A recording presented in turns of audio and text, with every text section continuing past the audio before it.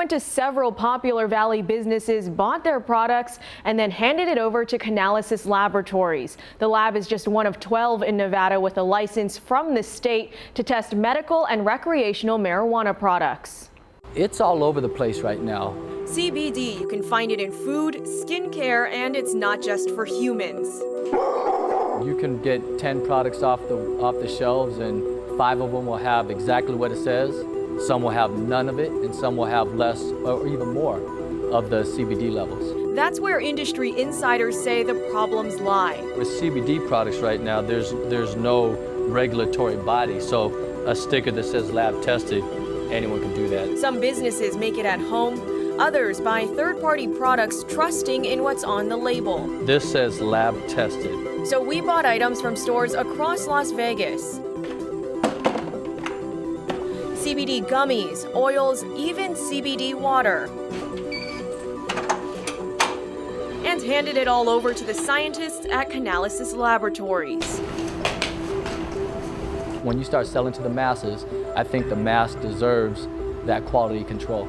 Canalisis showed us how they test each sample. This is the sour watermelon gummy.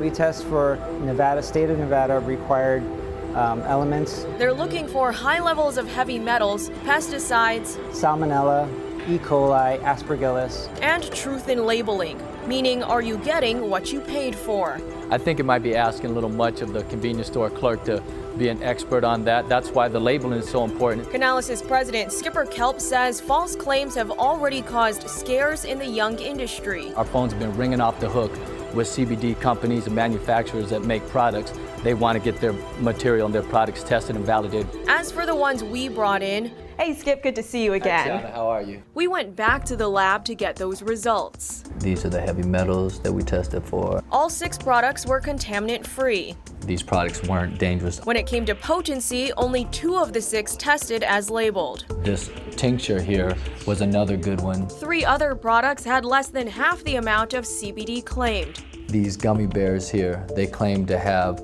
20 milligrams a unit. It has just under 10. Another set of gummies had just 1/20th of what was on the label. That's a huge discrepancy. As for the CBD water, It didn't have anything. It's pure, fresh water. the results showed not a single trace of CBD found inside. To have nothing in it was a little disheartening.